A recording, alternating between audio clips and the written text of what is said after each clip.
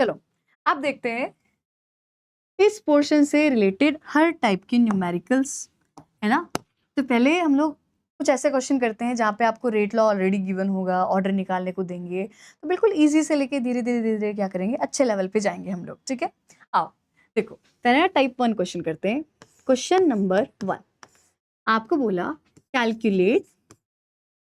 Calculate the order of reaction for the given rate laws.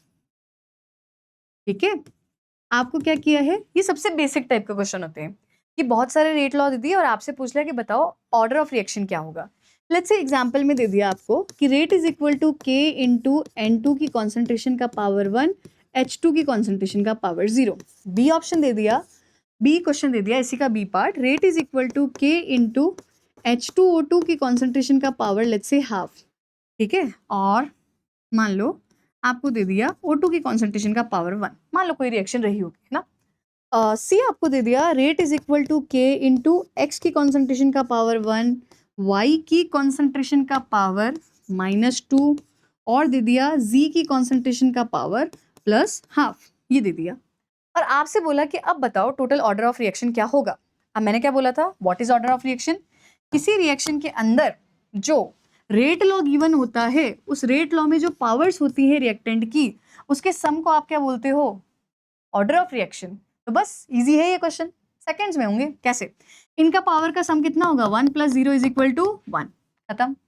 इनका power का सम क्या होगा, 1 + ½ = 1.5, इजी। अगला क्या होगा, 1 - 2 + ½ = कितना हो गया, माइनस का हाफ। तो टाइप 1 क्वेश्चन आप लोगों को क्लियर हुए। रेट लॉ गिवन होगा, रेट लॉ गिवन होगा, आपको क्या करना होगा, बस ऑर्डर निकालना रहेगा, और ऑर्डर के लिए क्या करोगे, सम कर दो, खत्म। चले आगे में अगले क्वेश्चन पे चलते हैं। ठीक है, नेक्स्ट टाइप के क्वेश्चन। अब ये क्या होते हैं, यहां बोला question number 2 what is the unit of के यानी कि rate constant for the given reactions लिखना ज्यादा सही रहेगा, गिवन रिएक्शंस, ये दे दिया।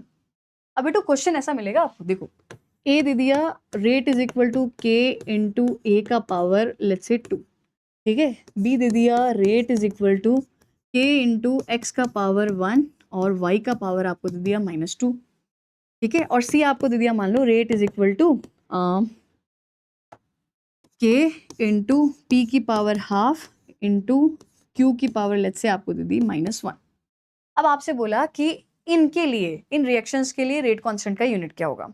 अब पता है ऐसे क्वेश्चन कैसे सॉल्व करते हैं, अभी लास्ट क्लास के अंदर हम लोगों ने पढ़ा था कि कैसे आप लोग रेट कांस्टेंट की यूनिट निकाल सकते हो। रेट कांस्टेंट की यूनिट कैसे निकालते हैं, के इज इक्वल टू क्या था,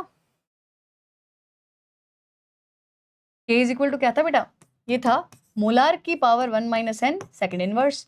तो अगर मुझे n पता चल जाए तो मैं आसानी से क्या कर सकती हूँ, यूनिट निकाल सकती हूँ। तो आप एक काम करो, पहले n निकाल लो। तो n इसका क्या आएगा 2, n इसका क्या आएगा -1, n इसका क्या आएगा -½ बस अब पुट करो और आंसर निकालो।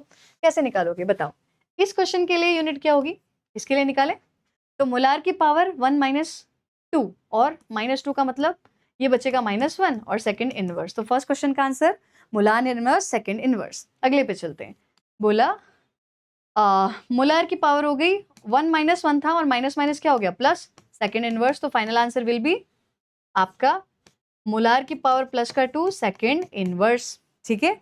अगले पे चलते हैं, मोलार की पावर 1 माइनस तो प्लस हो जाएगा सेकंड इनवर्स। तो आपका फाइनल आंसर क्या आएगा, मोलार की पावर 3/2 सेकंड इनवर्स, ठीक है। टाइप 1 क्वेश्चन में ऑर्डर निकाला, टाइप 2 क्वेश्चन में क्या किया, हमने यूनिट निकाली, ठीक है। चलो नेक्स्ट टाइप के क्वेश्चन करते हैं आगे। देखो नेक्स्ट टाइप 3 क्वेश्चन कैसे होते हैं बेटा, टाइप 3 क्वेश्चन ऐसे होते हैं, if the rate constant of a reaction is 2.6 into 10 का power -4 molar -2 second inverse, then the order of reaction will be, इस बार क्या किया, यूनिट दे दी और ऑर्डर ऑफ रिएक्शन पूछ लिया। ऑप्शंस आपको दे दिए, -3 प्लस का 3 -2 प्लस का 2। ठीक है, क्वेश्चन आप लोग समझ गए होंगे। क्वेश्चन में क्या करना है, हमें इस बार k का वैल्यू दिया है अलॉन्ग विद यूनिट, आपको निकालना है क्या, आपको निकालना है unit, order of reaction. Unit already given है। आप कैसे करोगे, देखो ऐसे क्वेश्चंस को फास्टेस्ट करने का तरीका बताऊं क्या है। आपको पता है k का यूनिट क्या होता था, मोलार की पावर 1 - n सेकेंड इनवर्स। ठीक है, तो जो यूनिट में आया होगा वो 1 - n के इक्वली तो आया होगा। तो ऐसे कर दे क्या कि मोलार की power 1 - n is equal to molar given in question, जो क्वेश्चन में गिवन है वो लिख दो। और बेसिस को हटा सकते हो ना आप, मैथमेटिकली ऐसे ही तो करते थे। तो मैं ऐसे लिख दूं क्या कि 1 - n इज इक्वल टू वही मोलार की पावर इन क्वेश्चन। कितना दिया है ये क्वेश्चन के अंदर, -2 दिया है। ठीक है, और अगर ये -2 दिया है तो ऐसे कर दूं 1 - 2, -2 इधर जाके +2 और ये बन गया n, तो n इज इक्वल टू क्या हो गया 3। तो फाइनल आंसर क्या आएगा आपका बेटा 3। समझ में आया। टाइप 1 क्वेश्चन में ऑर्डर निकाला, टाइप 2 के अंदर यूनिट निकाला, टाइप 3 में यूनिट से क्या निकाल लिया, ऑर्डर। बेसिक क्वेश्चन से इतना क्लियर हुआ। चलो आगे चलते हैं।